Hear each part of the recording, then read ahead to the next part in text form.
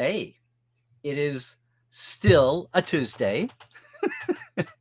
This is still Trekland version 2, and we are live. Hey, everybody. Confessions of a Star Trek cruiser. Yes, today on episode 390 of Trekland Tuesdays Live with me, Dr. Trekland Nemecek, coming at you here from the heart of Trekland through Portal 47. And yes, the TreklandTreks.com. Oh boy, I'll tell you about this in a minute. Hey, it's glad to be back here on this fine Tuesday. It's been 3 weeks, guys, gals, peeps. Yes, finally, again, for some sanity, clarity, and the bigger picture in all things Star Trek. This is coming up on our 8th year. Can you believe it? In just a few weeks. It's so glad to see you. Did you miss me? I hope everybody is doing well. People are populating in the chat. If you know to do that, then awesome. If you're new to Trekland Tuesdays Live, I don't know. I didn't talk much about it on the cruise, but things filter. Things filter. A lot of interesting things have been happening lately. If you are new this week, welcome. I'm so glad to hear you. Let us know where you're coming from in the chat. Get to know the rest of the TTLers. We will be doing chat in just a minute. The way we do things around here is, because I did this before there were norms, is I have a topic and it's live. And I'll get through my little soapbox and then we'll take a micro break and then I will dive into the chat. All right. If this was, 6 years ago, we'd be looking at the Parent Analytics ratings for Star Trek and other streaming series. But time moves on, and some of you old timers will remember doing that. Hey, it's great to be back with you on a Tuesday. We had such a good time. As you dive into the chat, just know that I hope you're coming to us on YouTube. Why do I keep offering all the channels? I'm a softie. I'm a traditionalist. But if you're on YouTube with us, number one, you're going to see all the comments. Same as on Twitch. If you're on Facebook, you're only going to see the Facebook comments in the chat, right? But if you're also on YouTube, you can take advantage of Super Chat. I would love it so much just to see a little extra. I've got our Patreons here. My little Patreon group is supporting us, and thank you for that. But if you feel like throwing in a little silver here in the YouTube system, I appreciate that too. It is, what an incredible time. Thank goodness, people who weren't on the cruise, just as people who aren't at Vegas maybe or aren't at Comic-Con. The silver lining there is that you get to see the news spinning off. And right now, Star Trek's at a little bit of a low ebb. That's just as well because there are so many other distractions in the world right now that we need to keep an eye on. But we also need Star Trek for our distraction at times, just for our mental health. And we'll always have the legacy shows. And I don't know, at what point does Discovery and Picard and Lower Decks become legacy shows now? I don't know. There's a question for somebody's poll. But we're going to be a little thin. We've got Strange New Worlds coming up sometime this year. And one of the news stories, in a thin time, one of the news stories in the last week, while I've been gone, I was on the Star Trek cruise for a week. We had some extra days that overlapped last Tuesday. I just wanted to take a break and get back with you here. Same thing with our with our Discord Trekophiles Tonight community space that's new for the Trek Files. If you're not aware of that, you just need to be a Roddenberry Patreon member. It's like the lowest one is $1 a month. So for $12 a year, you can come over and you get access to all the Roddenberry places, the audiences, the shows. But if you want to be finally in a community we're building for the Trek Files, because the Trek Files had no community, it was just the Facebook page, and it was kind of hard to do that there, especially these days. But yes, every other Monday for now at 4 p.m. Pacific, restarting yesterday, we're open for Trekophiles Tonight, spelled with an F. And I invite you to come over there. And again, $1 a month minimum, and you're involved with all the Roddenberry podcasts and all the audiences, and they have a really awesome Discord. They even have parties at Vegas and some of the other big cons. The Patreon community over there. my Patreon folks here at the time were grandfathered in, which was a startup bonus perk of being a Patreon over here. I appreciate everybody going both ways. My point is that we talk about what's going on in the Trek world here, sometimes what's going on in the real world. And it was kind of the slowness of news was punctuated by, I saw a couple of things. Yes, we were in cruise isolation in the cruise tunnel, and I kind of took a backseat from everything else, but occasionally it would pop out. But here's what I saw going on. Number one, those strange New World posters really grabbed people's attention. I'm trying to tell if that's a motif. Some people saw the Captain Pike on Anson and thought it looked just like his scar that we saw in Sean Kenny in the Menagerie, and then recreated on Anson on that on the episode Discovery where they go to Boreth with the time crystals. Who knew? Always raise your cloned Klingon former emperor where you've got access to time crystals. It makes so much sense. But no, we had that also, and lots of the other thing. My friend Brian Volkweiss, who's the head of Nacelle Company, which you should know from the toys that made us and the movies that made us and the center seat, which I was able to take part in a lot of. But amazingly, out of a film and TV media company, he's split off and done action figures and did some other, famous comedians like Laurel and Hardy and Charlie Chaplin, some really obscure. They're looking at doing action figures for niches that aren't being filled. And lo and behold, he winds up among licenses. He winds up with a license for Star Trek. And they're doing action figures for characters that have never been released before. And they just had that at Toy Fair. The world's buzzing about that too. So we've had some news lately. I mean, I've got my heart set on a Rachel Garrett. The Enterprise C, the ship, the crew, the whole situation. Kind of my unheralded favorite of all the Enterprises. You know how I am about underdogs. So there's that. But mainly the thing that's been in my face for the last couple of weeks has been, the cruise. Now, whenever I talk about Comic-Con or Trek Vegas, it's always in the guise of, here's what I learned. Here's the trends I've seen. Did you see this news coming out of Trek Vegas or New York Comic-Con, whatever? It's always good in comparing notes. But there's nothing like having a little bit of on the scenes, behind the scenes. And for the cruise, maybe to whet your appetite to go someday if you're not a regular. If you're a regular, I know I'll have some regulars in chat today. So everybody share if you want to.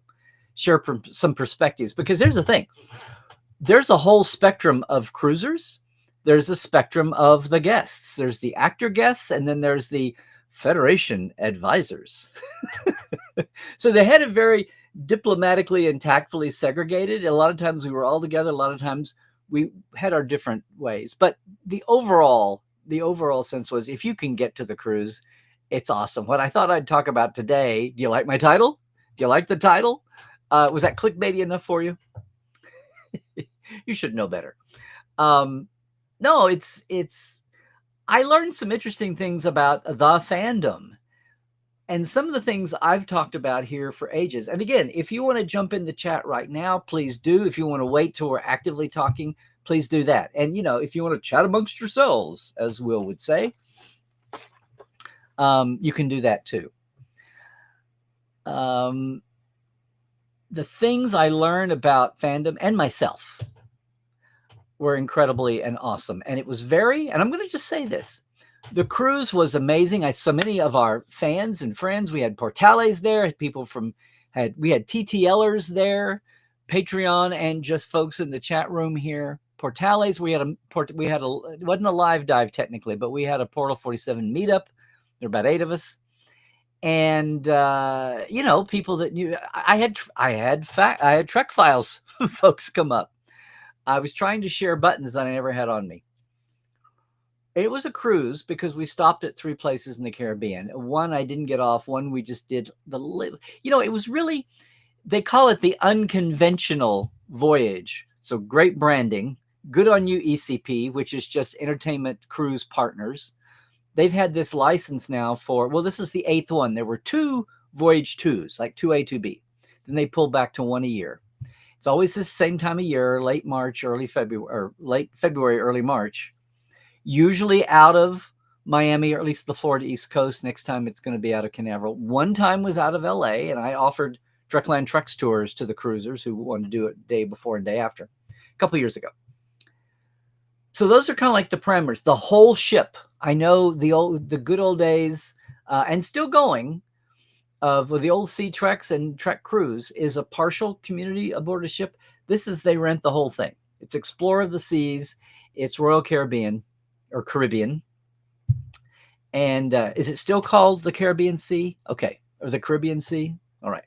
Nobody's misnamed it or unnamed it or denamed it or renamed it, right? Okay, good. It was an awesome time. And you know, what's interesting is you think, okay, well, it's about 2,000 people. Vegas, just for comparison, is 5, 8, maybe 10,000 in a crazy year. There's a lot of things that feel the same, but there's so much that is not and could only be on the cruise. There's big shows in the big theater, which is a great theater. It's not a platformed stage. It's a built theater. A smaller theater converted from their ice rink at the right time of year. And some other, the smaller bar venues. There's a lounge. It was awesome where I did a lot of mine. And it's just the feel and the vibe is different. And, it's 7 days. It's not, now we're going to be 5 days at Vegas this year. And yes, I'll be back at Vegas for since 2001, when it was a slanted fedora and at the Ranch Motel. And then since 2002, when Creation had it at first the Hilton with the Experience and then the Rio. Every year, gang, in some capacity, sometimes purely press and sometimes with StarTrek.com, old StarTrek.com. And then since about 2008 as little entrepreneurial me in league with different people at times. And as much as you think, okay, well, people go to panels. Well, for one thing, when you're sitting at a panel, sometimes you're in theater seating. Sometimes, like in the lounge, you're in half round chairs. That part felt like a European convention. The way the European lobby conning at the bars adjacent can feel. And of course, you're all on the cruise together, and there's a unique bond because the actors, the cast, the guests are all using the same corridors you are. There's some escape points, but everybody's, coming and going. Elevators, the turbo lifts. And there's they ask for everybody to respect everybody's space, but a lot of the actors, it's their first time, they're giddy. Sometimes they're tired. Sometimes, the guests, and I'm that way. I mean, we all have I've just done, 3 hours of something and I want to go rest for a minute. But it's amazing how closer everybody is, and yet at the same time maintains the boundaries, which says so much for fandom that's asked of it. And there's rarely any kind of incident, which is amazing. Of course, you have to get yourself there. There's a range of prices. I didn't realize until I was looking at a sheet that the lower, the interior cabins, sure, but you can get there very reasonably. Now you have to get yourself to Florida on your travel too, but they were very reasonable. And getting to be comparable to what a Vegas would be. Of course, that's for all the days. And then you have food packages in your internet and that kind of thing to add to. But my point is that it was more affordable to go if you just want to get there and experience it, and the 7 days. And I know it took a couple of years, but after 8 years, there is just as devoted a cruising fandom as there is the good old Vegas fandom at the Rio, or people who make New York or San Diego Comic-Con or Dragon Con. That's their thing, and power to be to everybody.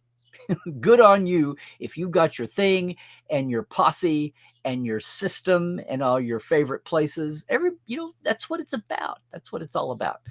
But I was the rookie. I was the cruise virgin this year, and there were a lot of people with me. That was always a good conversation starter in my panels. And I started to notice a few things. Number one, again, lots of familiar faces, lots of folks that I knew, lots of folks who knew me. But the good thing after I processed it was how many folks I didn't know and how many folks didn't know me. And about the time I was like, and trying to put that in a bucket. Are these east of Mississippi people, of Mississippi River people who I don't get to see live as much, even though we've got the internet now and Zooming and yada yada, and more of the central Midwest and West Coast people that I do know and came from and are much more familiar with?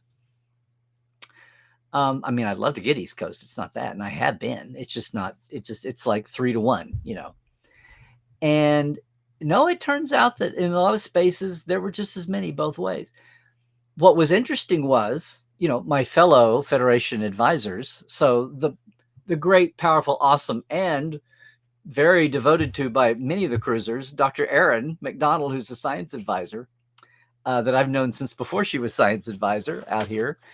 Mohammed Noor, he had some kind of fever 2 days before he left and couldn't make it. He's fine. He's fine. Had nothing really serious. He just couldn't travel right then. And he was much missed.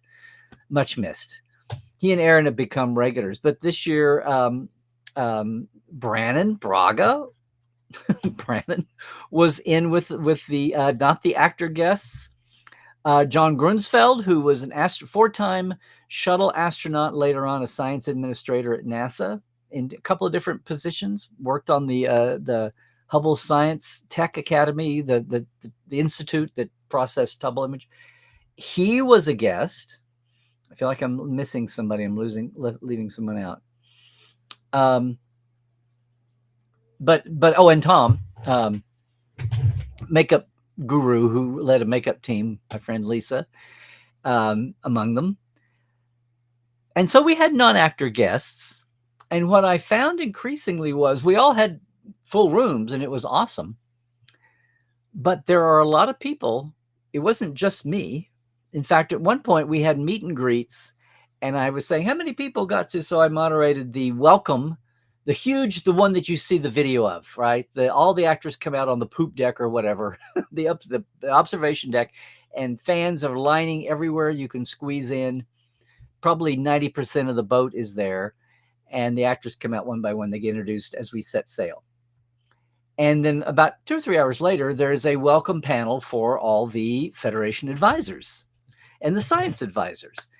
And I had the honor to introduce myself and all the moderators. And that was pretty full. What's interesting is in a couple of venues later, I found a huge chunk of people, say out of 25 people, 4 not only knew me already, but had even gone to any of the panels from not the actor guests. So it was really interesting. And of course, some of those situations were people who had paid extra to be there. So it's almost like the more you're spending on your Star Trek on the cruise, the less you're involved in all the world that me and all of our colleagues and guests and everything I've worked on have been a part of. So you might look at that and go, oh, well, you're barking up the wrong tree, Larry. But no, I'm doing it for me. And I'm doing it for, in the old days, those 8 other people that subscribed to Interstat, letter of comment zine. The 30 other people are talking about Spock and Vulcans. Me and my 6 buddies are talking about what we want to talk about. And that's okay. I know there's a lot more than 6, but I had that feeling again on the cruise. And again, this is nothing to say. Everybody pursue your passions, do your thing. But after I was just kind of taken aback, and again, I didn't have to take it personally. It was like the entire backstage and science adjacent arena to Trek. And lest I draw too broad a brush conclusion here, it was fascinating. I just wanted to know more. I just wanted to do more. That was close to the end of the cruise. I wanted to do more experimenting. I cannot complain. We had great. I did a locations panel. I haven't done it in years, but I did with Dr. Aaron, my Trek Stars, Real Stars panel. And we had a lot of fun with that. Got some science out there and had a lot of overlay with Trek fun, which is the point. I hosted the instant meme game with this bunch, and we had some good ones come out of that. And I don't know, maybe what I do, maybe what all of us non-actors did was an acquired taste. Because I have to tell you, if you have not seen some of the videos, some of the stuff, John Delancey had a documentary-ish, but Bob Picardo's opera an opera accessible for Trek folks, with Trek clips from the Doctor singing and other moments, uh, with his friend, the opera singer who is a Trek fan, and his wife, and the Klingon opera singer who came out of fandom. It was an amazingly accessible and very smart show, as well as being talented. It was on the big stage. You could take it to a Star Trek convention and give people a taste of opera. You could take it to an opera convention and give people a taste of Star Trek. It's one of those kinds of things. Very smart. A huge applause for Bob Picardo. Very smartly put together, as well as wonderfully performed, and all of that. And with a house band that they'd had one rehearsal for the first show. That's the other thing. You have the house band there, orchestra, that you can bring, that's always there, bring aboard. They're playing, but then they also have other musicians that can back up some of these other performances. But I mean, everything. Then John redid his 1990s session of War of the Worlds radio play, the Orson Welles, had probably 20 to 30 of the guests involved in that cast, variously, from Kate on down, Kate and Jonathan, and huge crop of folks. They made Professor Pearson, the lead character, made it Professor Pearson for Kate. And she was outstanding, as was Bob Picard at the beginning as the reporter, and Jeff Combs as the disgruntled survivor that she meets later on. Anyway, it was amazing with sound. It was like a radio play performed live on stage the way an audience would have seen it that night. Amazing. But all the live, and of course the fun things. I was lucky I got pulled into Hollywood Squares on about a week's notice. Was the only non-actor playing. I think I held my own with Garrett and Wilson and some of the rest. 2 performances, because they have to split the audience up for sizing. So, a lot of fun stuff, but things that I don't think are on the bill for any land-based convention. Not because of any one thing, but just part of it's just the vibe. But I go back to this thing about the fan. It was so instructive. It was humbling for a nanosecond, and then I just I want to know more. I want to know more about this demographic. I think I mentioned at times, I love now they're going to shoot me.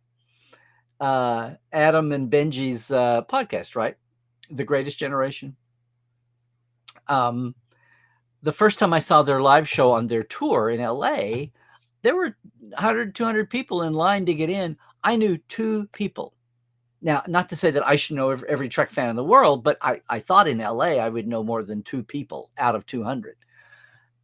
And it was amazing. I went, oh my God, you guys have found the secret other half of fandom that is not online and is not at cons, maybe online, maybe the ones who are under an alias. And I had as much a revelation on the cruise. And that was kind of like a final day moment. The rest of the time, it was just getting your bearings and learning directions and what's fore and aft and where that room is and which way do you go. And that takes a few days. By the end of the cruise, you've got that down. But the regular cruisers, and they have the same the same ship every year. The regular cruisers know that thing, just like I know the Rio. And it was amazing. And they're even comparing like the nooks and crannies, and they fixed that this year, and they got that, which is awesome. You can tell who the regulars are. But yeah, a lot of first timers like me, which is always a good conversation starter.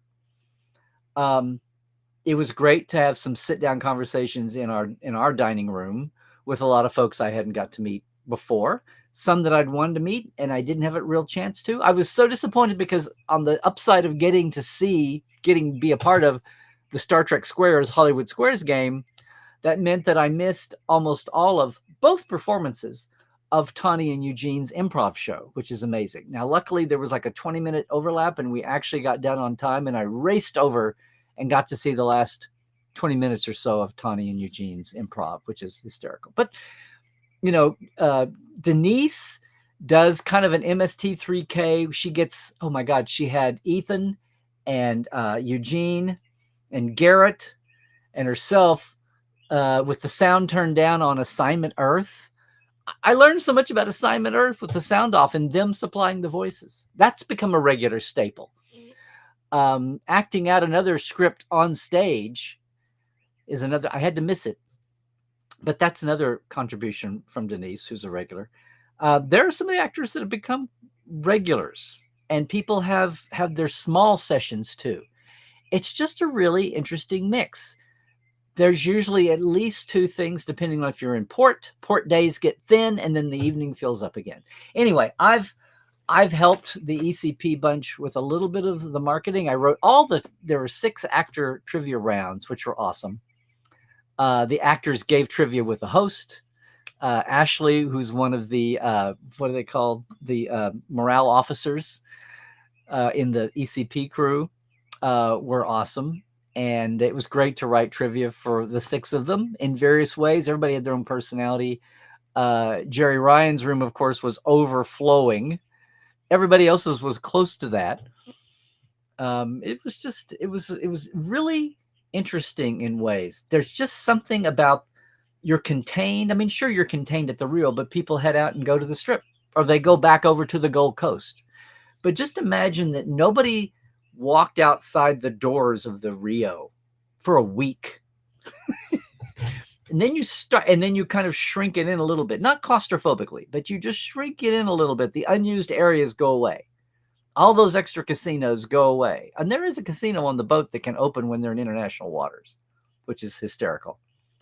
And of course and the signage, ECP does such a great job, running the thing. It's a well-oiled machine. And if there's any squeaks along the way, hiccups, it's mostly well contained, or they react to it really quickly. But oh my God, the sign, and I have things I haven't posted yet. It's really, really clever, some of the signage. So yeah, you go through the casino and here's all these Quark quotes up, full panel bits. And almost as amazing, you may hear people talk about this, is ECP does several cruises a year. And right as we came into port, they were taking all the decoration down, all the signage for Star Trek down, and doing their 80s cruise. And a lot of people, some people, you got a deal if you had to get off the boat and then come back on. And by Sunday morning, they were already re-lettering. Or actually, they just pulled off the Star Trek, and there was the 80s right underneath it. It was amazing. I have a video that I got to post. Yeah, I got to post it. So I'm glad I finally got a chance to be a guest on the cruise. All the staff is wonderful to work with. It was wonderful to have last minute little bits thrown at me, opportunities to do things. I guess that's a good sign. Hopefully at some point I get to go back again, but they have the gig down pat. It's amazing. And the veteran fans and the veteran guests had such a good time.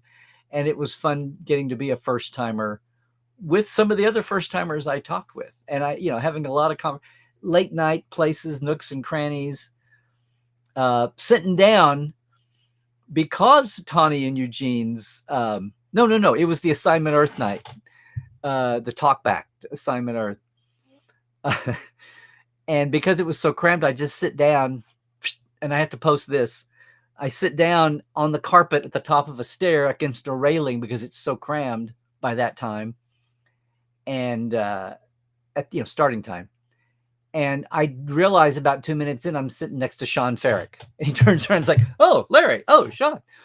And we selfied. But I mean, and not that those kind of things don't happen, of course, at any convention, Vegas and otherwise.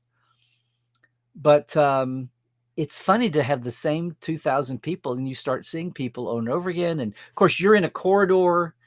They have the door decoration contests, the window decoration. That's a whole other layer that you never have unless you had a very homey little fan con in one hotel that still might do this. Otherwise, the door decoration contests and free samples and free gifts that people give each other, it really has, in 8 years, now going on 9, not counting COVID delays, it's really got its own culture.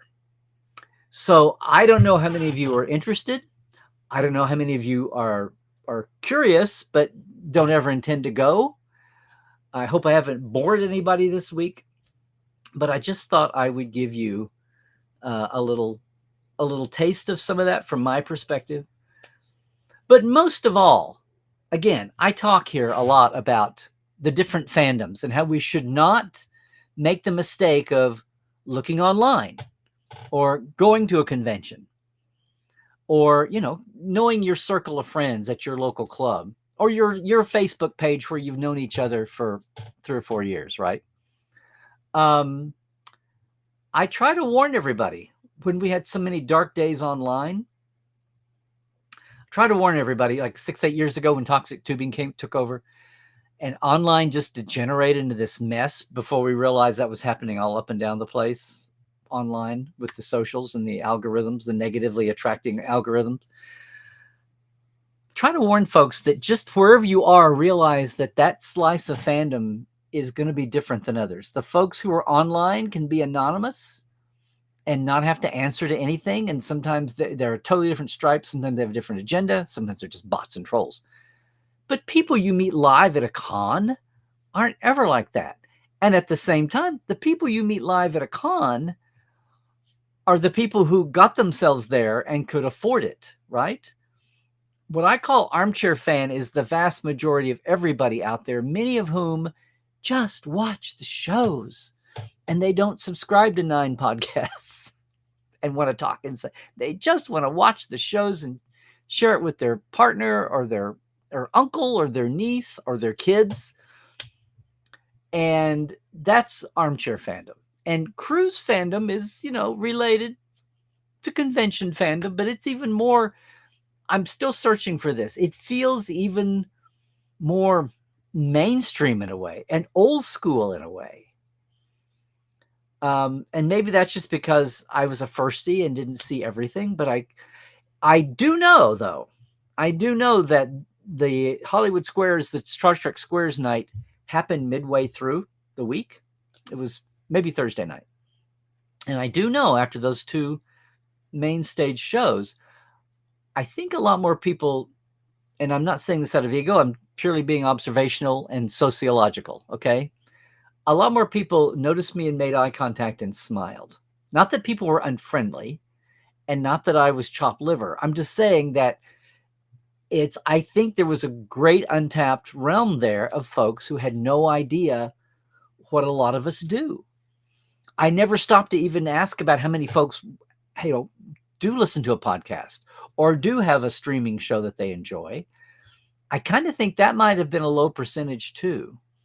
Anyway, it's all just fascinating to me and all incredible mix of people. And for the most part, 99.9% of the people well-behaved and taking care of themselves and all that. Some folks, were needed, had accessibility issues, and the cruise ship, provided for that. There's no complaints there, but it was. And I want to say the age skewed a little older.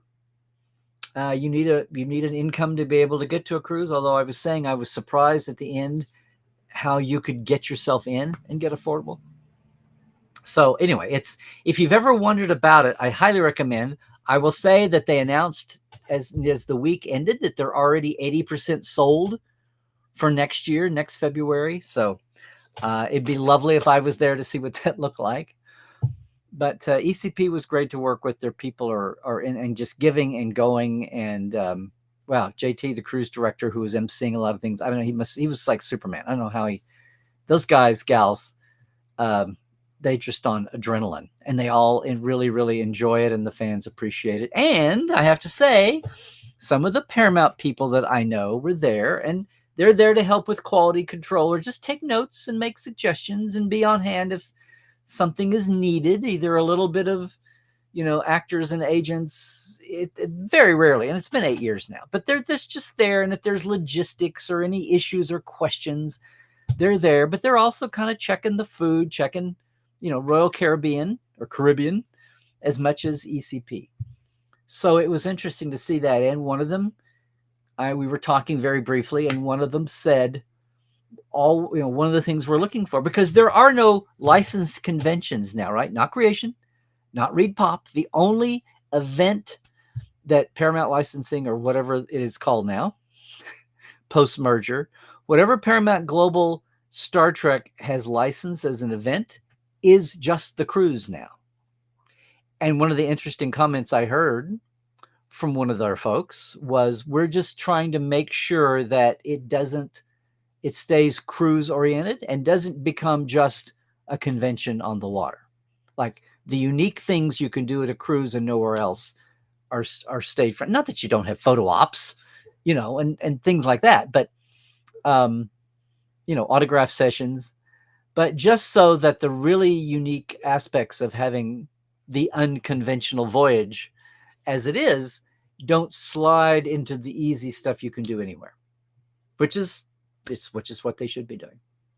Anyway, I'm looking forward to this, to seeing what everybody wants to talk about today, whether it's this or anything else. Do you want to talk about the Strange New World posters?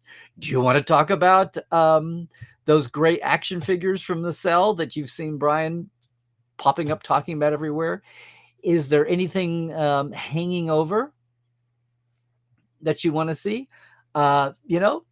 We can even talk about the Trek files. I mean, gosh, you can jump in here and talk about anything. Although I prefer you come over to the Discord on every other Monday at 4:00 Pacific and get into the Roddenberry Patreon and do that $1 a month. No. I just had enough. I didn't know if I wanted to talk about the cruise or not, but it's always good to always, again, the meta to all this is just try. It's hard. We're human beings. But try not to slip into the ruts too easily, because, try not to let that deer in the headlights hit you at some point. It's always going to happen. It happens to all of us.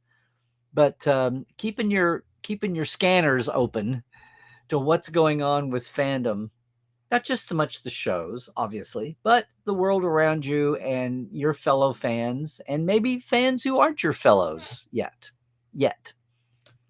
It's all a great challenge. And then you may not find yourself painted into a corner when it feels like all of a sudden the world changed and what happened here? And you're like, best laid plans. We all get surprised at times, but I try to watch out for that and advise everybody to do the same.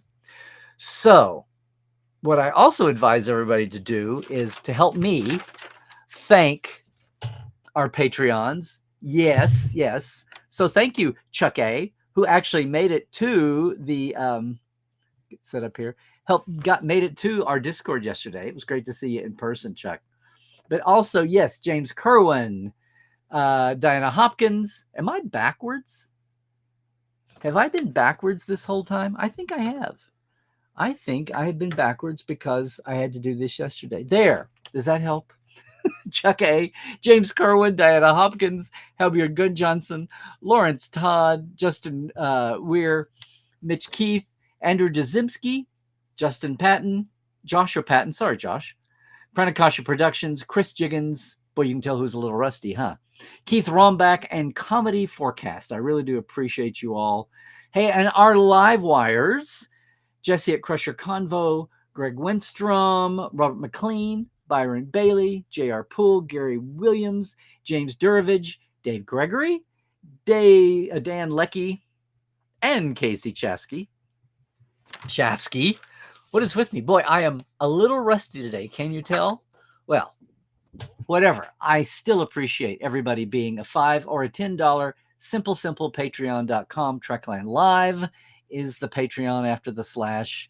It's the shout out. And I say it, I'm going to sit down by the end of the week and get everybody's last year's worth of Portal 47 vintage behind the scenes conversations from our Portal 47 guest night. Okay. I sneak mentioned the Trek Files. There is a new one up, of course. We're in the middle of season 13. David Benjamin Tomlinson, you know him better as Linus from Discovery, as well as several other roles on the shows. He had a cameo as an Andorian in Section 31. Did you see him? That's today's episode of the Trek Files. It's wherever you get your podcast, but thetrekfiles.com is the Memory Alpha page, where all of them are now by season cataloged. You can scroll easily. And when you get there, each page has its own episode with a player, audio player, and the document of the week. And you've got all the Memory Alpha hot links back to whoever we're talking about, whatever we're talking about, and the guest, if the guest has a bio. That's awesome. And of course, again, if you want to join us at the 4:00 every other Monday, not next Monday, but the week after now, at 4 p.m. Pacific, just get that Roddenberry Patreon. You can channel in all their other all the mission logs, all the genealogy, all the other great Roddenberry podcasts and their audiences, if you fancy that, and get in on their live shows. And there's some other live events that have nothing to do with a Roddenberry podcast. Fans have just wanted to offer them some other some older shows that have smaller followings that people enjoy. You can check it all out. But I'd love to see you there sometime. Most of all, just love seeing you. Of course, we're still on the Facebook page and wherever you can catch your podcast, although we are the only podcast with paperwork. All right. You would think in a new year, I would get some new signs, but the biggest surprise lately, I meant to mention this, last year was a slow year. I don't know why exactly. I thought we'd come back from COVID pandemic, right? Slowdowns. But in just the last 4 or 5 days, I've had 4 or 5 queries for Trek tours, which is awesome. One in December even. Wonderful, wonderful. I don't know what turned the switch. I thought maybe it was people who had seen me, met me, heard about me for the first time on the tour. Nope. Not a single one of these 5 tour queries had anything to do with seeing me on the tour. So go figure. Who knows? But you can also, if you're coming to LA or want to come to LA and you have a spare day and you want to set up your own customized away mission, I'd love to sit down with you in advance and do that. That's what it's all about. Occasionally I have a group tour, but most of the time, those are personalized tours just for you or your +1 or your +2, or maybe your group of 8 even, and we get an SUV and take it on. That's the trekfiles.com, where you can catch all of that at LarryNemecek.com, right? And that's where, I've got the socials. It's Larry Nemecek on Blue Sky too. Boy, we really need a new sign. It's a new year, right? Oh, wait, it's March. Feels like it in some ways. Hey, guys, it's Larry Nemecek's Trekland. On YouTube, please like and subscribe if you're here for the first time. And the other things, Insta and Facebook and Blue Sky, like Twitter, is just Larry Nemecek. And I don't know what's going to become of our socials. Instagram used to be pretty pictures, and now it's pretty disgusting at times. As bad as Twitter. But there you go. They're still useful, depending on who's in your community. My communities are still pretty much Trekish, right? So I'm spared a lot of that. It's like going back to watching terrestrial TV and going, oh, that's a commercial. I'd forgot what they were like. Anyway, glad to see you and engage on any of those. And of course, portal47.net is your mini-con all year long, even as the world evolves. And I think everybody's stampeding over to hearing about the writers and all the behind folks. Apparently, there's a whole world that still has no clue. Or as we like to say, Portal is for all the Star Trek fans who have no idea how much Star Trek they have no idea about. Maybe I need to work on the Star Trek fans who don't even know they have no idea. Because apparently they're going places. And I was glad to share the space with them. I really, really was. So look, everybody, on both of my cautionary warnings, okay, take care of yourself. Stay healthy. Do all the things. And yes, there were folks, all stripes of things, getting sick coming off the cruise. And I'll alter this to whatever fits your boat. I can say stay awoke, because we are living in weird times right now. And you got to know what's up and what's down, and not vice versa. This is no time to buddy up with Mr. Orwell as anything more than a book to read, okay? Hang in there.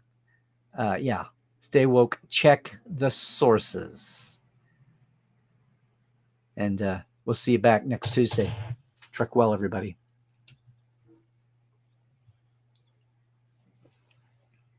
Because if you are watching later on YouTube, you can join us live at 1-ish Tuesdays Pacific, 4-ish Eastern time on any Tuesday. Watching us later, though, you can comment below. Trek well.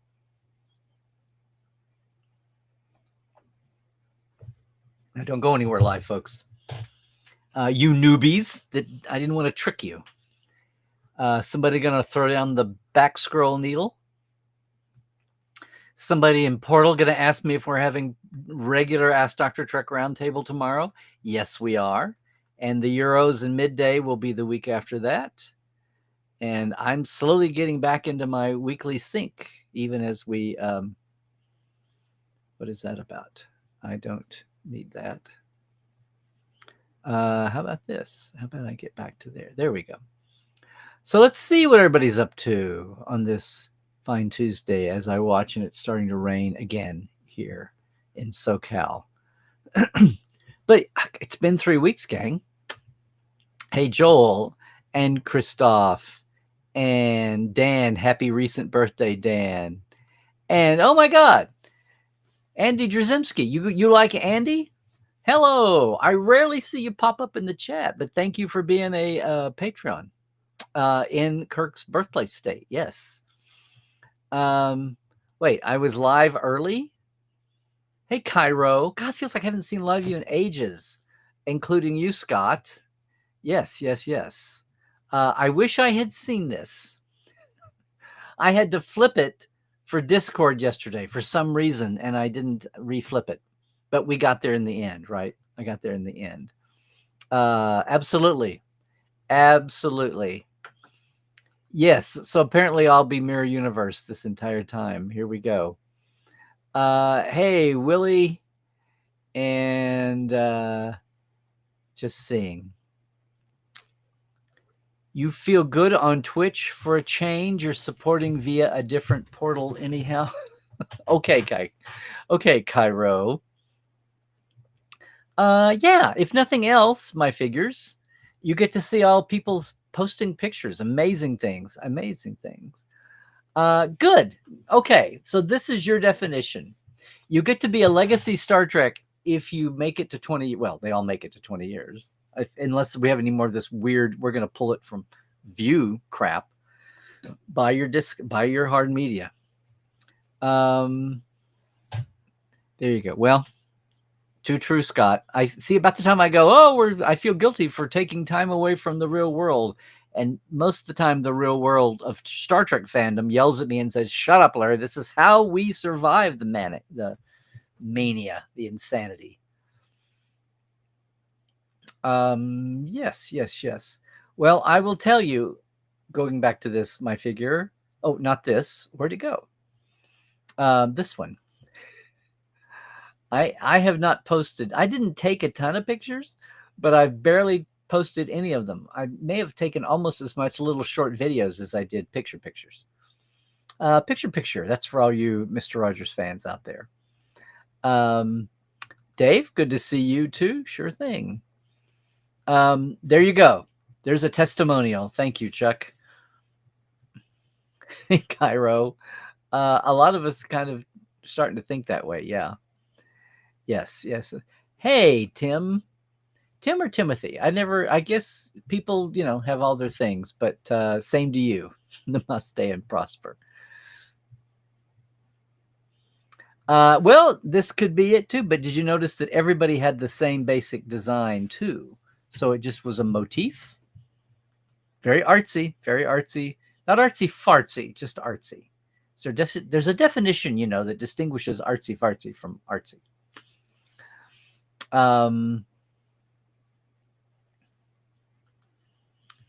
Yes, he did. He's been traveling from Toy Show and Comic-Con to Toy Show and Comic-Con. And I'll see about getting him into one of my venues too. There we go. And I think Dave is offering another little testimonial there for the Roddenberry Discord. And hi, Transporter Room. Well, there you go. I should have been on top of this. The Red Lady, Tricia O'Neil's birthday.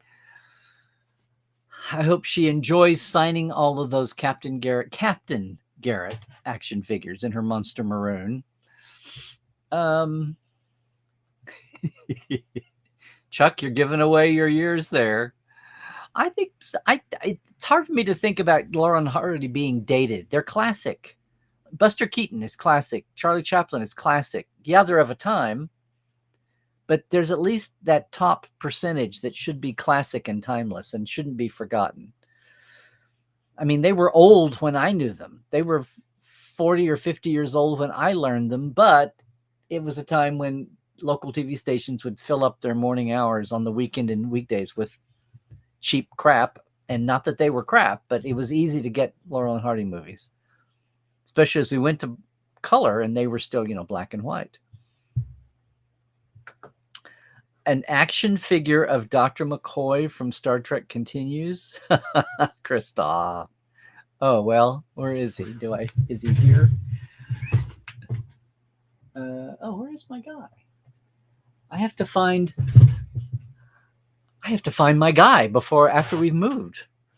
My 3D of me, not Dr. McCoy, but my 3D from that UK con, the first Destinations UK that I went to at the Cattle Barn at the East Docks.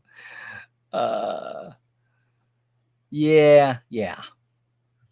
Not an action figure. It's very much stationary 3D. What Patreon channel did I mention? It's Patreon to get access to our Trek Files 4:00 every other Monday live Discord show. To get access to all the Roddenberry and Mission Log Discord, you go to patreon.com/Mission Log. So it's technically the Mission Log, but it's kind of expanded now to give you access. So you can go to Genealogy, any of the newer Roddenberry podcasts that have come out without the Mission Log branding. But just so you know, the Trek Files was the second Roddenberry podcast, just so you know, all the way back to 2018. After Mission Log itself. Yeah, technically, I know it's confusing. Confused me for a while to start promoting it. But it's patreon.com/Mission Log. But it's for more than just Mission Log. It's it's the Roddenberry Patreon. I know. And if you're a Patreon member for Mission Log and Roddenberry, you get to know about mainly the Vegas one, but if they actually have events, they have all kinds of things happening all the time on Discord. But live in person, there is a party now annually at Vegas, up in a suite party. It's a sweet party.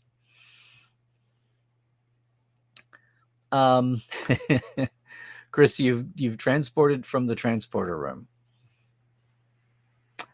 Yes, Christoph. You might say that Liz was a bit of a hit last year. I heard all about it, mainly from Liz, who was kind of mystified and stupefied, but very grateful, but very gratified, I should have said. Mystified and stupefied, but very, very gratified.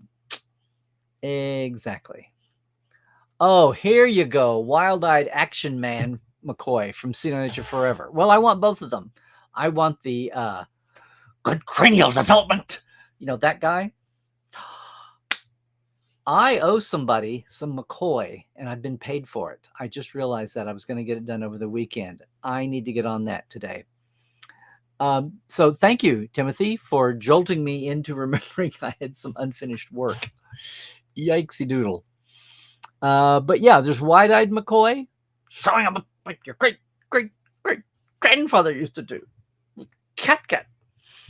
And then that's all right, my dear. That's all right, because I don't believe in you either. Both ends of the McCoy spectrum there.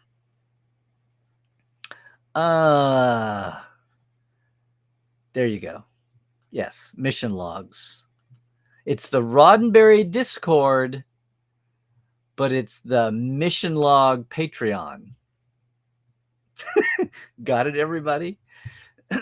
Oh, well, this happens, Andy. Your wife refuses to go on cruises. Well, you could go alone unless that would not be good for the marriage, maybe. I totally understand.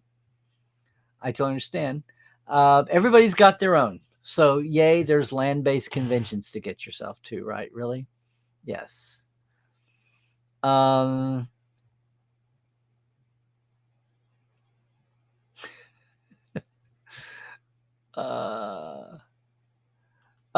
hey, Matt, who, yeah, you mentioned cocktails. We were going to meet up, and I totally let the day get away, and then I asked, and we were like,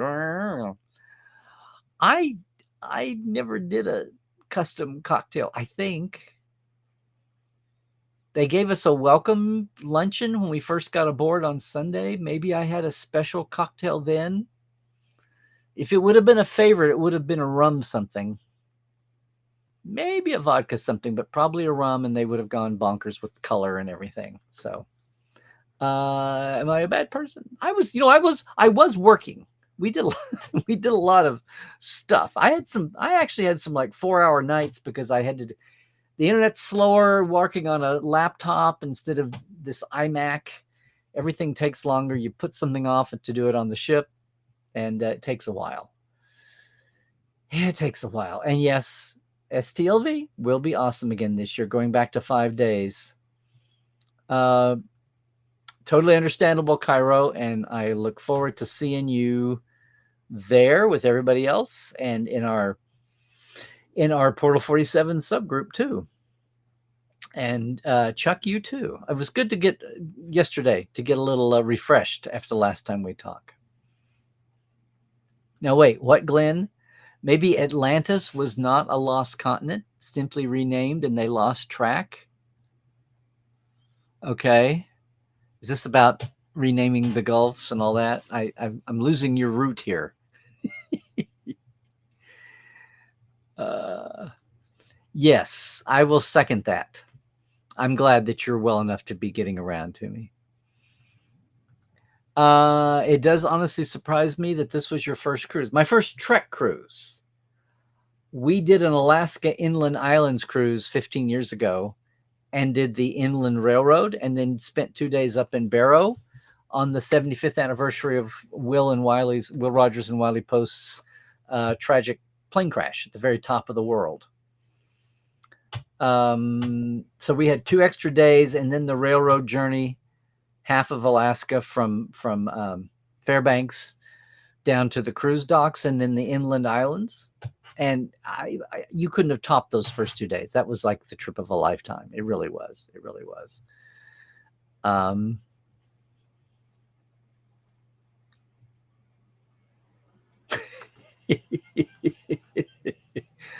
Sure. They probably have a McCoy already hired since they're so hell-bent on not being the story of Pike's crew, but being the story of Kirk's crew in development. I don't know. Hey, Carl, how you doing, man? I miss getting up to Salt Lake for Salt Lake, whatever it is now, not Comic-Con. Never saw Larry as a poor fans person. Okay. Don't know what that means. Oh, Carl. Yeah. I saw people trying to put this out. It was during the cruise, so I was a little distracted. Craig Richard Nelson, TNG and Voyager. Very nice. Thank you for that personal comment there. Did he do a lot of conventions, or maybe he did Hollywood type signing shows wherever they were? Yeah. Hey, Marina. Yes, the Stars panel, the Stars game show was unique, especially the first one. We had an interesting contestant. Miss O was kind of interesting. But thank you, Joel. Thank you. Yeah, you've seen me. It's actually the last I've offered that for 10 years, and it's only been the last year or two that anybody's glommed onto it. It's pretty simple. There you go. Thank you for the validation.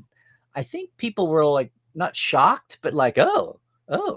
I was just seeing the seams. I was seeing the thought process Bob had putting it together. Lots of clips, lots of Voyager. I didn't realize there was so much singing and opera in Voyager, whether it was from him or not, mostly from the Doctor. But lots and lots of places. Hi, Sydney. I'm glad you're healthy, wealthy, and wise with us today. Wait, what? We have seen Larry roll his eyes. Impressive location. Spock, do something. Yeah. Yeah. I realized you made me realize that I actually did it at Vegas last year after years of not. Yeah. Just used to brand it for the column in the magazine. That was the original inspiration. Uh-oh, Marina's going to wise me up here a little bit.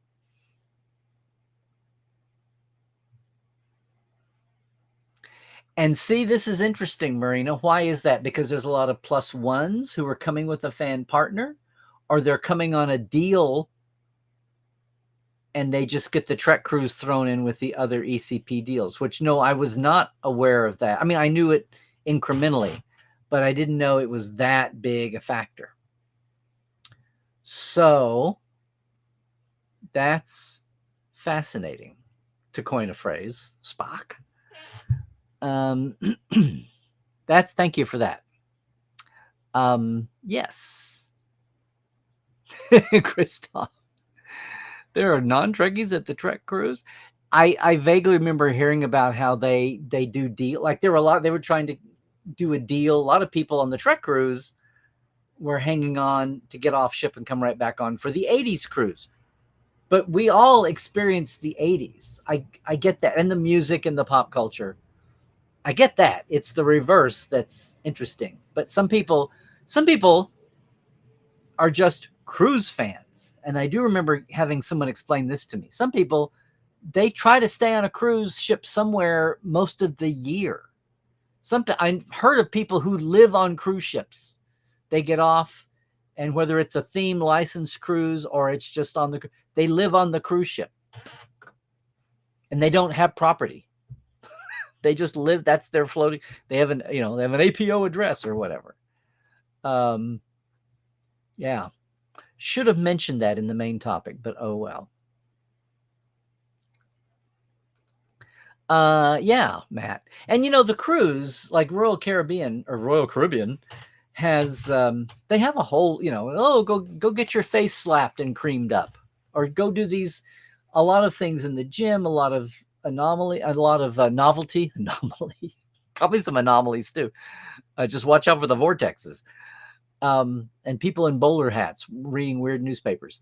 They have a lot of activities on the boat going on, tied to some of the shops and all of that. It's not just the stuff that ECP brings in as part of the Trek programming. You're right. Now, how much of that it would hold up after 3 or 4 or 5 days? You're tired of going in and getting like a little personal high-end infomercial. I don't know. But there you go. But the squares was funny to be part of, except that I was the middle front row. I was like the bottom. I wasn't even like the Wally Cox or the Charlie Weaver, much less Paul Lynde. I was at the bottom. They kept putting Garrett. Garrett was in the middle because people would go to him first, obviously. But aside from how often I was called on, anything else in the board, I had to do this. I've got one where I'm looking back.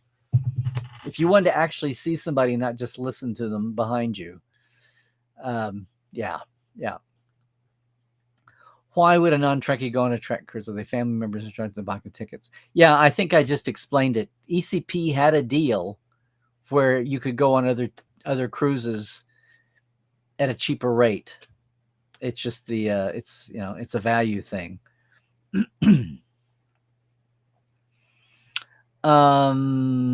Hey, Comedy Forecast. Oh, hi, Roland. Thank you very much, man. Any quiet spots on the ship for introverted fans? Yes. Can I just say yes? The ship itself had a library that you could go in and sit down and read quietly. There was a game room for tabletop gaming, and I don't mean like gaming. I mean people playing, backgammon or cribbage or cards. Yes. There were lots of quiet spaces to get. And here's the thing, even the theaters. Now, I mentioned a couple of times when they were the lounge was crammed for Jerry. Tawny and Eugene's show was crammed. A lot of events were crammed. The big shows on the big main stage, the entire fan passenger list was divided into half in red and blue cards. And they would say, this is a red card performance and this is a blue card performance, so they could get everybody into the theater. And then some things, I keep calling it the ice rink, the Studio B, they didn't have you up so everybody. And so those tended to, if it was something really popular like Denise's things or Tawny and Eugene's show and probably some others, it was cram full. Could be. So, but to answer your question, yes, they did provide for, and of course you could get out on the deck and find a corner up on the deck and sit in the sun or the partly cloudy sun and get up, or under an eave. You could go up on the, the deck and find yourself a lawn chair if you wanted. A lot of people were playing Picard on Risa. They would find a deck chair and get a book, and they're off reading or snoozing, or a couple or 2 or 3 friends would be resting. Lots of people resting. I don't want to say the age skewed agier. I want to say this age screwed older, but there was a good representation of a lot of older folks there, as well as younger, and people who were, gung-ho to get out on the excursions and all of that. But yes, for your question. Hey, Foreground Miniatures made me look. Welcome to Tuesdays Live. That's got to be the first time I've seen you pop up. Maybe you've been lurking.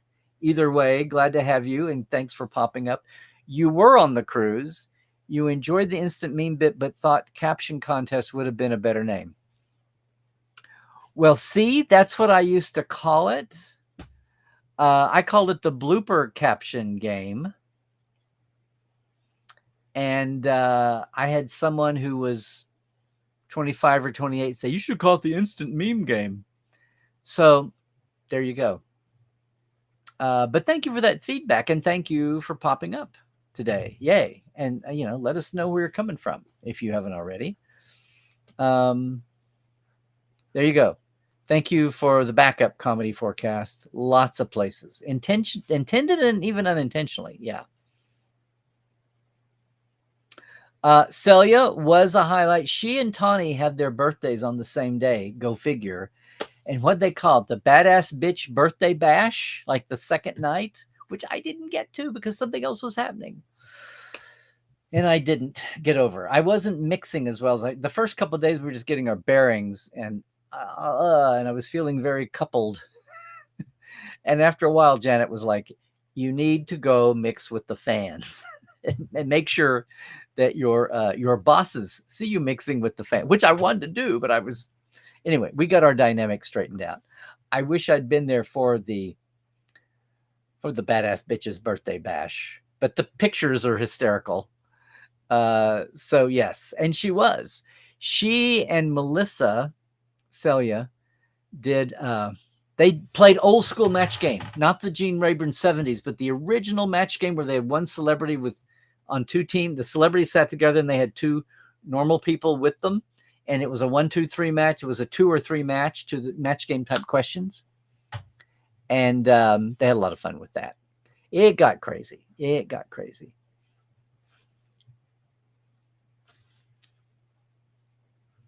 And thank you there, Marina, for quantifying the demographic. There we go. Yeah. Yes, that's the one I found myself sitting on the carpet at the top of a stair against a brass rail, of all people, Sean Farrick and I sitting next to each other. Yes.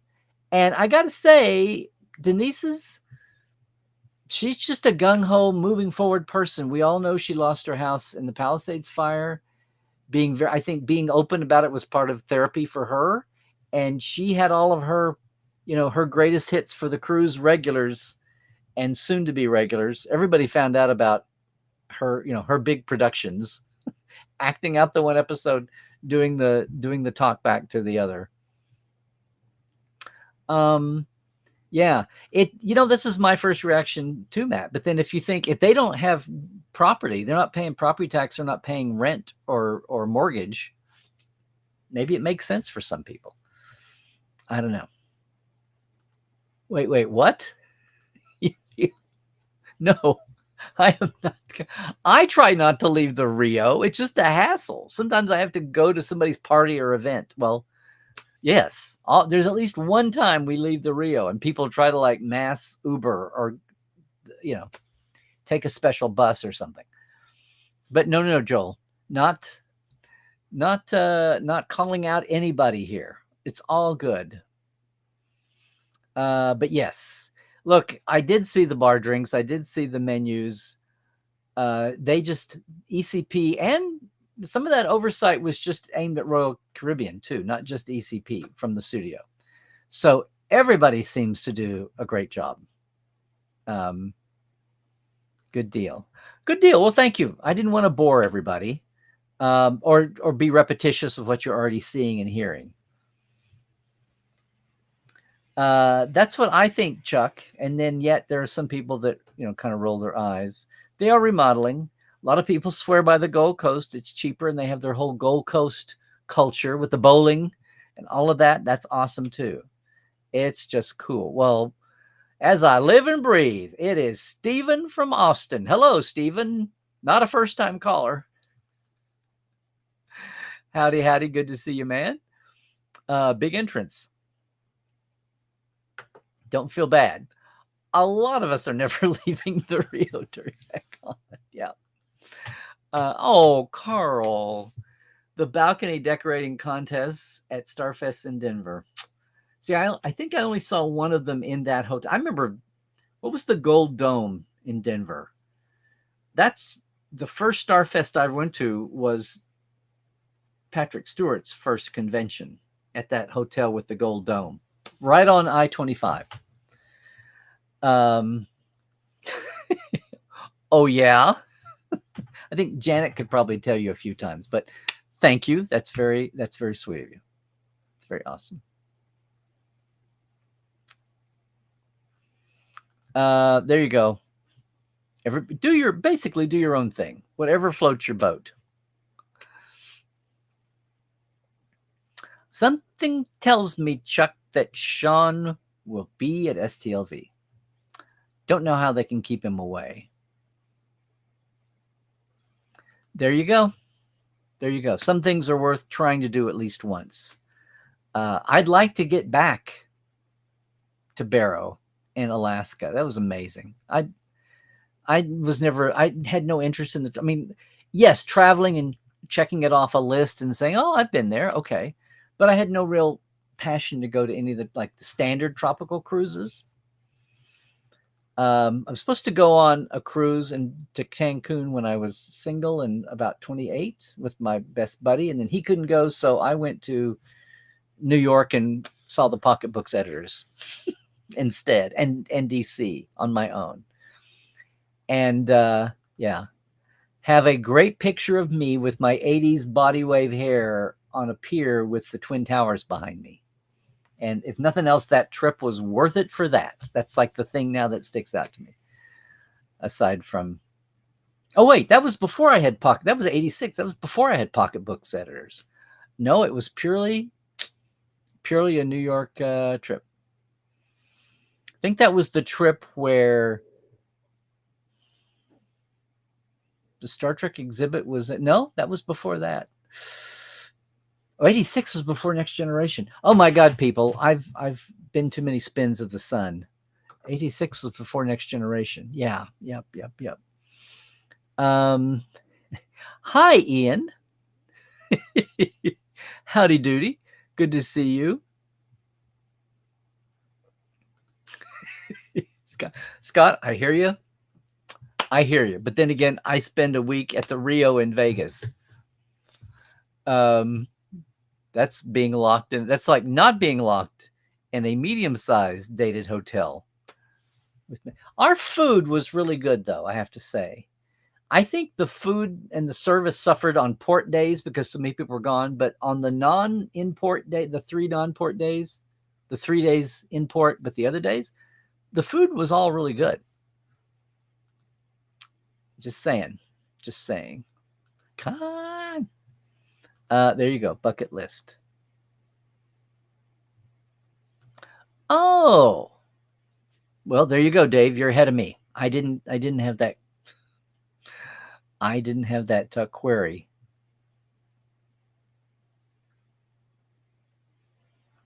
Let's see. Totally agree. Yes. Here we go, Marina. What are you agreeing with me on? The cruise is more generic and mainstream. The attendees tend to be somewhat less plugged in compared to con-growing crowds. And that said, Dr. Aaron's star watching and star panels science, John's astronaut science panels, where that lounge was pretty packed. I think I had it 80% full, maybe. Now, the first day was my locations panel, Star Trek locations, and I was new to the crowd, and I don't know. I think maybe after this, if I get a chance to be a guest again, I'll be curious to see if there's any memory of me from all those regular cruisers carry over. Or maybe I'll just know how to market and target and let the fact out of the bag, just to see. But this is what we learn. This is perspective.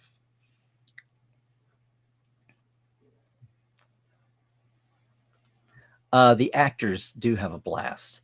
What was interesting was Kate had work or Jerry had work or something. I don't think it was passing in the night, but Jerry had the first 3 or 4 days, and then Kate had the last 3 or 4 days.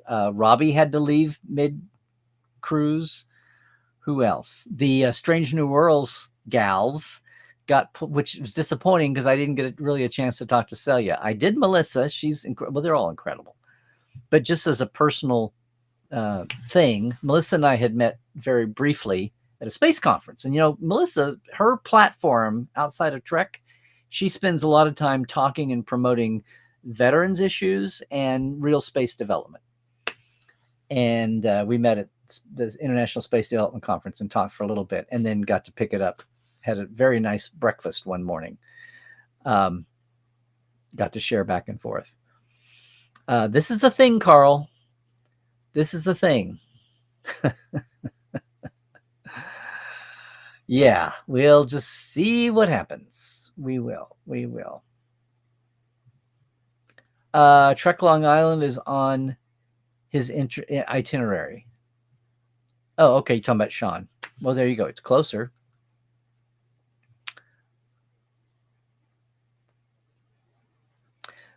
Christoph, the entire ship is Star Trek.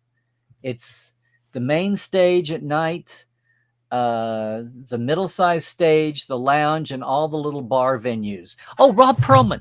Gang, I totally kept spazzing on Rob Perlman, author, who has so many books and so many Trek books. Edit note. And Rob Perlman, who's done so many Star Trek books among his many books, who's awesome and has made a specialty of these small bar games that people love to do. And finally getting to see him in the flesh and not just with a Zoom. Marker there. Yikes.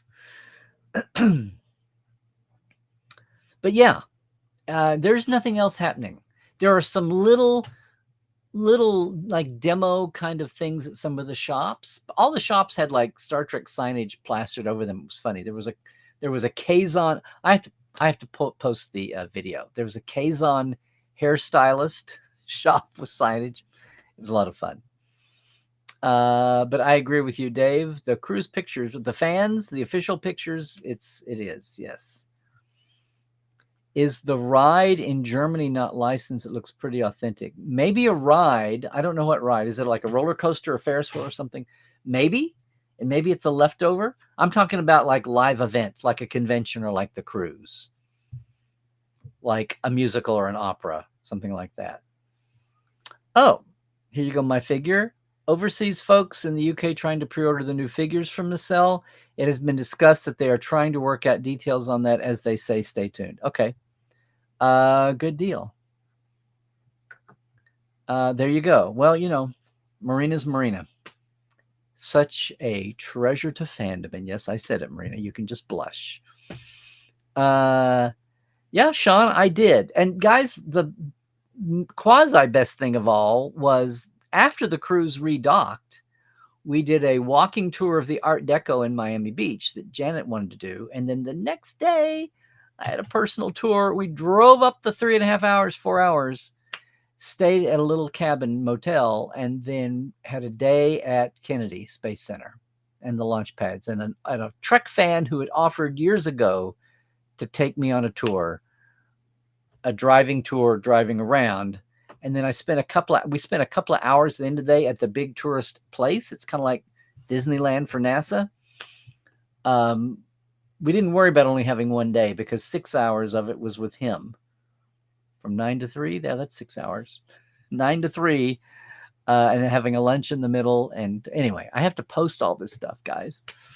That was awesome too. And then got up the next morning and drove down to Miami and got on the plane for Homeward Bound. But I second this. Wait, what, Sydney? Let's talk about all the topics. Feels like I just about have. Yeah, Christoph, I realized it and then finally flipped myself. Yes, nobody noticed it until then. My little logo up here, I think, was correct, but then we got it there. Yeah, the Mirror Universe Patreons are going to come shoot me and enjoy that, sure. What now, Sean? Please make sure to like, subscribe, and remember, any order worth his salt has their own saddle. Okay, but yes, I like that. Yeah, I could have just had a goatee. I could have shaved and we could have just goateed me. Nobody realized it was backwards until then. That's funny. Damn ion storms. Yep. And here you go. Boom. What Marina said. There is still Trek all around the clock. General attendees become fans. Oh, that's cool. And come back because they realize they enjoyed meeting other fans. And of course, what they always say, Star Trek has the nicest fandom of all the franchises. So there you go. So start trying to get into fandom. Yeah. And yes, and now you can read the Patreons list. Oh, any serious rider has their own saddle. Thank you, Captain. Yeah. It also helps that the pandemic pushed a lot of LandCon folks into the cruise. That's interesting. I did not know that. Thank you for that little glimmer nugget of history, Marina. I would have thought people would be paranoid about the cruise, like, oh, the lingering germs and viruses.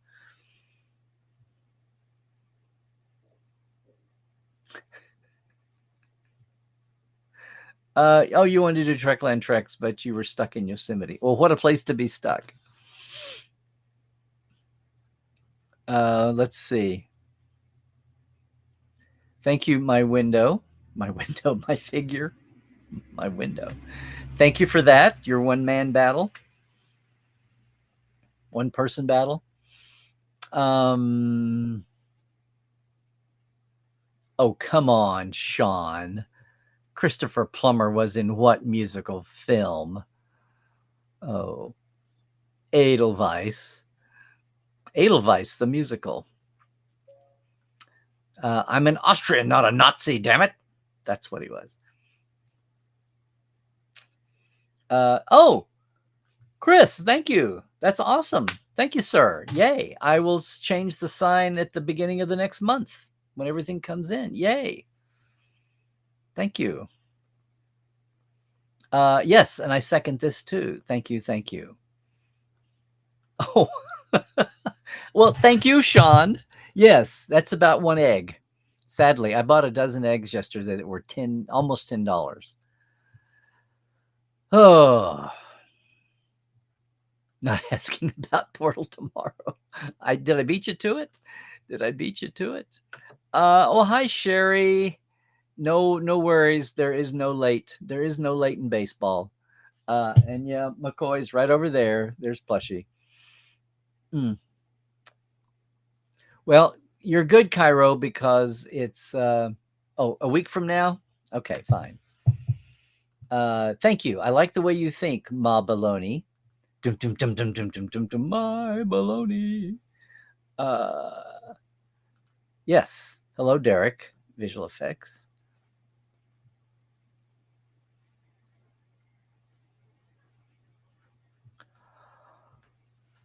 Christoph, the cruise.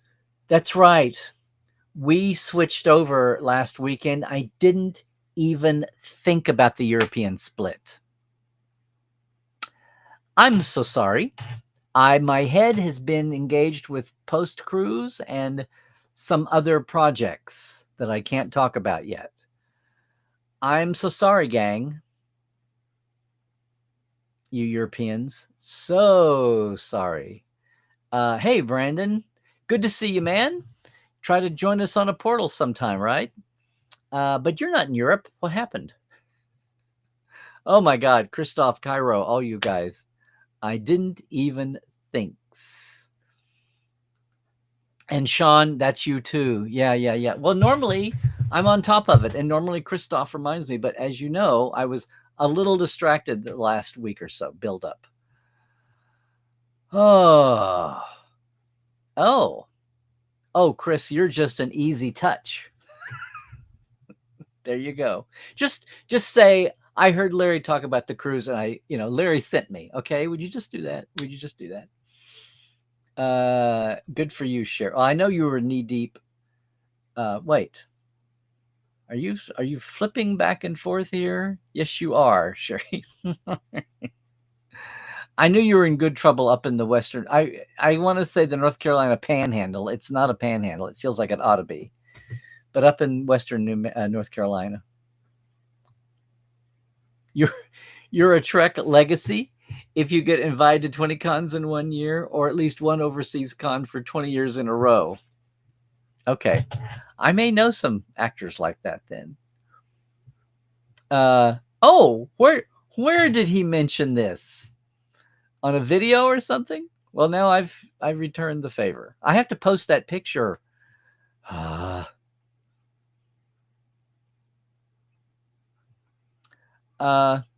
Interesting point, Dan. We will see. We'll see if any purple blood is spilled. Laurel and Hardy and Charlie Chaplin are all going public domain, so probably see a lot more. Yeah, this was a year or two ago that they brought them out. Wait, when you went to Yosemite, you accidentally found? Do they have it marked like the bridge is marked at Valley of Fire? Yes. Hey, Marina, I'm gradually learning this. Yeah.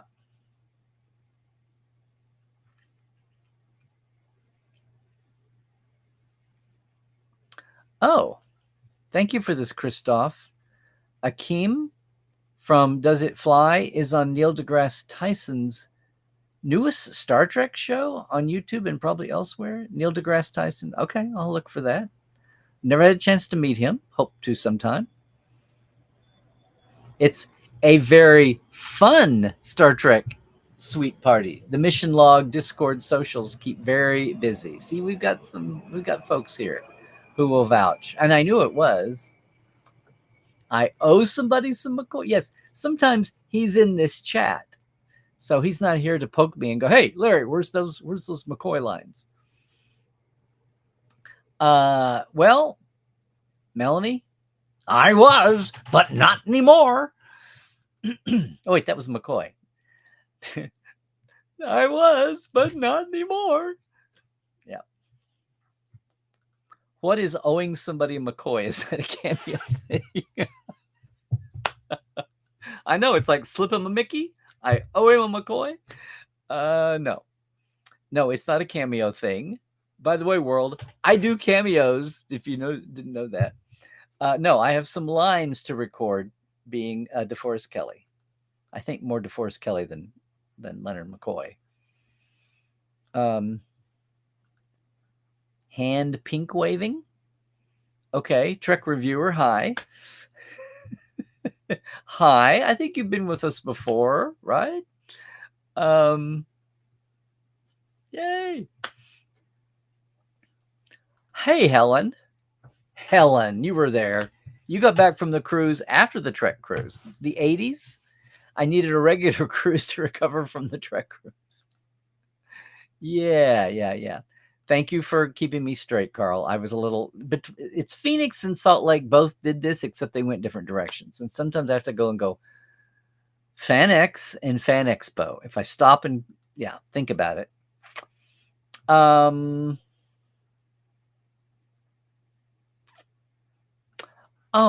well, no wonder you knew him so well, Carl. See, I didn't realize that, but there you go. Good for you and good for him. So I can see where you take it as a special loss. Gosh, Scott, you must have good tickets. Hey, Willie? No. Penny passed suddenly, unexpectedly, before I had started Portal. I want to say I started Portal in 2015, and I think she passed within a year or two before that. She believe me, she would have been one of my first guests for the Portales. Yeah, she wasn't. I think as time went on, she would have been better about talking on camera. But she had so much. Well, she worked. She was Herman's art. She was a fan, and then she got herself hired as Herman's art department coordinator for the movies. So she worked on 5 and 6 and Generations and First Contact and Insurrection and Nemesis as the heartbeat of the. And she's the reason that I have those 2 pages in the Picard family album, because she said, Larry, the guys need help. We need to fill up these pages. Can you do a couple of pages? I said, sure. I know exactly what I'll do. Yeah.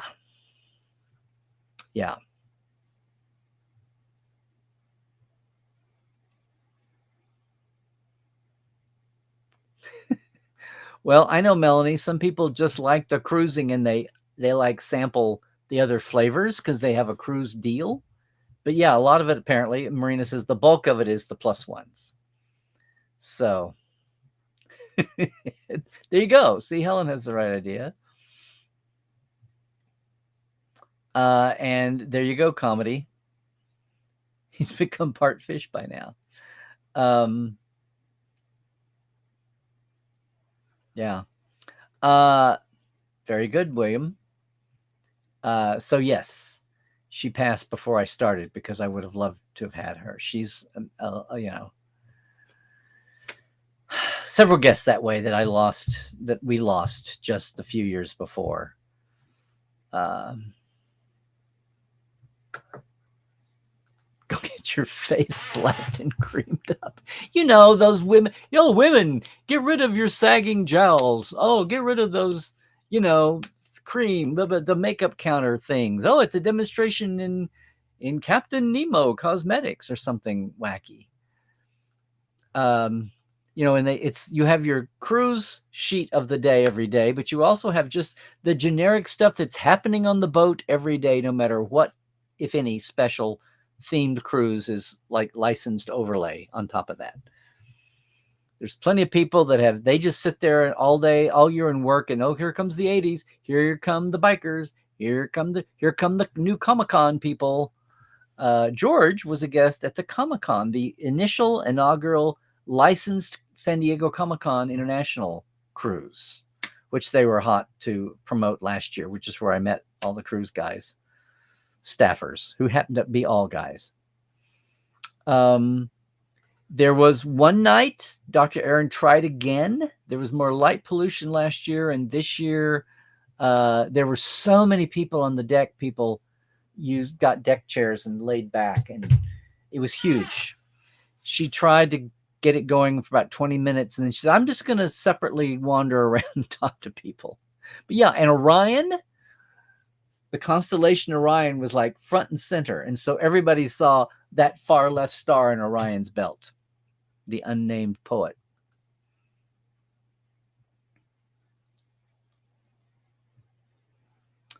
Ah, that's what it was. We went to the Voyager. That was Janet's first time to see the Voyager documentary instead of the late night. Yes. And Marina, you're on top of it.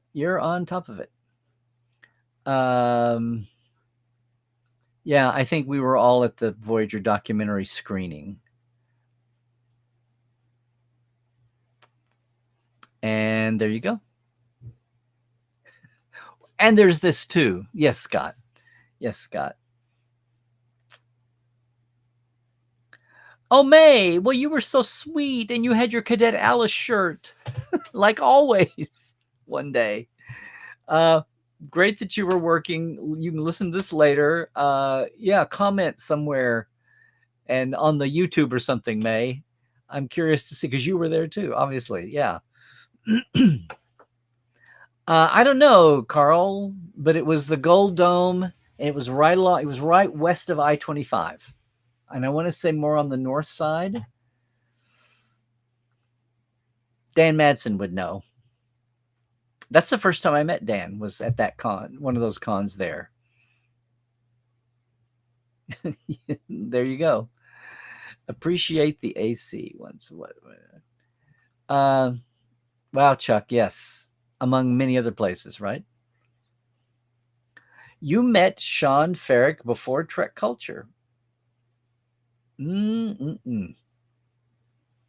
Actually, Dave, are you talking about Vegas? Because Vegas is not steamy. It's desert hot, but it's not steamy. Yeah.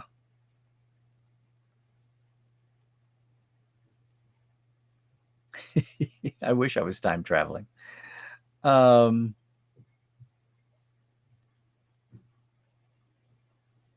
Your first name spelled correctly mutually? Was it SHAWN, maybe? You're allowed, Dave. You can go to that Smith's Kroger store and stock up and then never go anywhere again. Yes.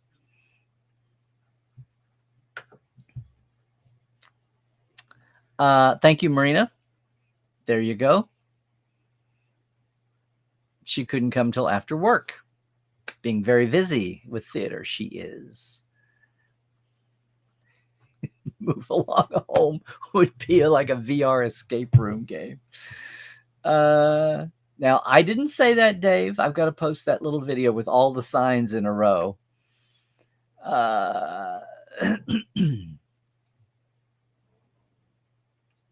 Yes, this is what just got headlines in the last year or two. Very much licensed. Yes, yes. They actually finally had an overseas game to be able to do. Gang, I'm getting all these alerts on my batteries. My mouse battery is getting low, and the camera's got 20% on it. So we'll get on through these here. There you go. Live on a cruise ship. Seniors pay $3,000 per person for a 30-day cruise, month after month, and that's about what senior apartments. There you go. There's the economics of it.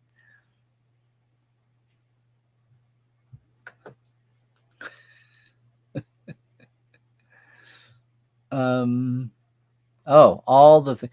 We went by, on the way out, we went by I Dream of Jeannie Lane in Cocoa Beach. Janet had seen it like 20 years ago. That's scary to think about. Not me, but Janet had. I had not been to Kennedy. Janet had been on the fringes of it. And there we go. We learn so much every day thanks to the TTLers. Boom. There we go. Well, Christoph, you know it's also a song from The Sound of Music.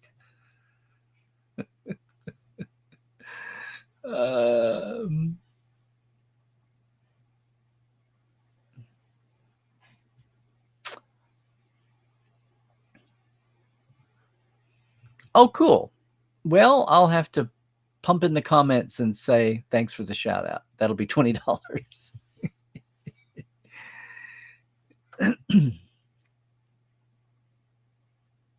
You know what? It'd be good to hear from Kurtwood Smith about his treks, his various treks. Oh, cool. I went on a Trek cruise video. I have to go check that out. Guys, I'm going to have to shut it down here pretty quick. How about that?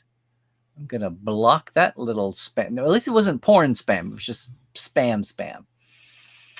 Let's see. Oh, your husband is not happy you want to do a cruise. Of course, you'd have to get to Florida. You can do cruises from Australia, but to the Trek cruise, you have to get yourself to Florida. This is all interesting. We're learning so much today. See how educational TTL is. Yay. Take that, Dr. Aaron.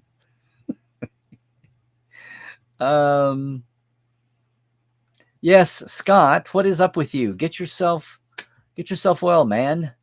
We need you. Damn it, Scott, we need you. We're going to a bigger ship after the Trek cruise. Jumped onto Symphony of the Seas after everything was a longer walk. Kept looking for your Trek peeps. There were a few there, but it was a bigger ship, so there were percentage-wise fewer.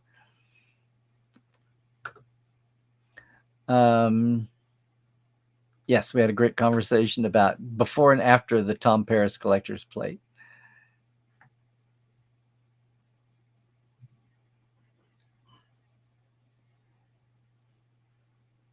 Wow. There you go. And there you go. Carl and Chuck, I'm glad I made this little reunion possible. Thank you, Dan. Well, Jim, the story so far, it'll be on YouTube pretty quick. You can just rewind. It'll be fine. No, I did not know this, Sean. I'll have to tell Scott and Kyle to look out for me. Can we not get a Trek? Talk to ECP, although, it's culturally, the economics, the finances, the governmental registrations and regulations, which may be getting a little weirder all the time now. That's going to be a thing. But thank you, Christoph. You said it better than I could. Everybody, please, I think we're going to end it there. Like and subscribe and do all the things. Seriously, please subscribe on the YouTube. That would be awesome. Please give a thanks to all of these folks. Boom. And if you want to jump on my Patreon, it's very simple.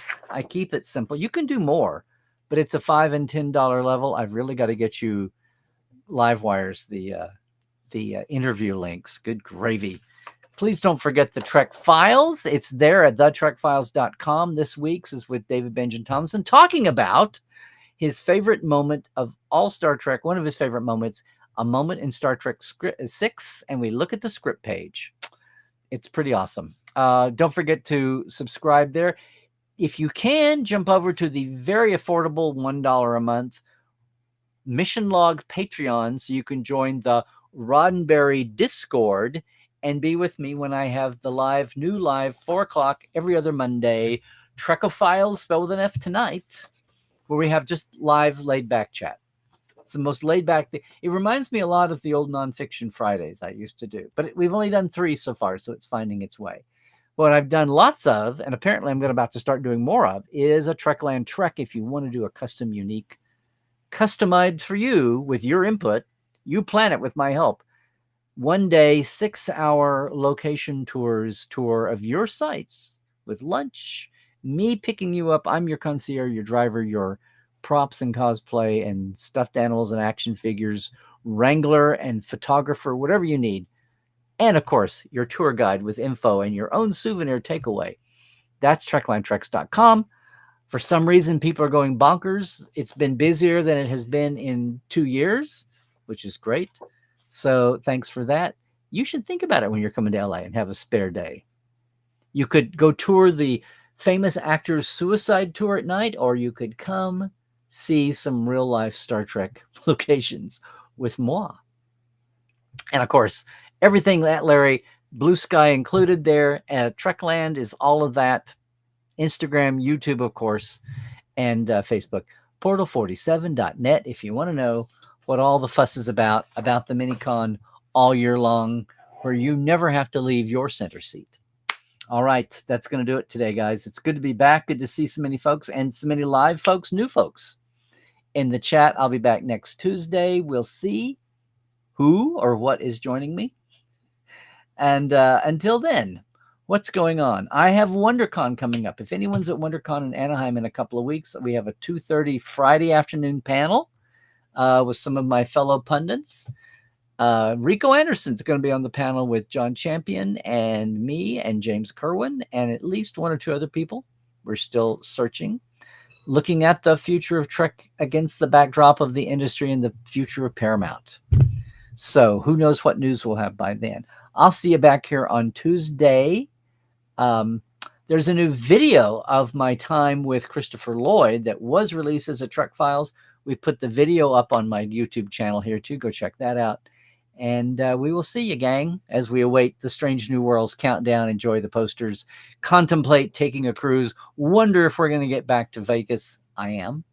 And some other announcements still to come down the pike from little old Trekland. So we'll see you next Tuesday. Stay safe, everyone. Stay healthy. Do all the things. Stay woke. Check your sources, especially these days. And yes, Trek well, everybody.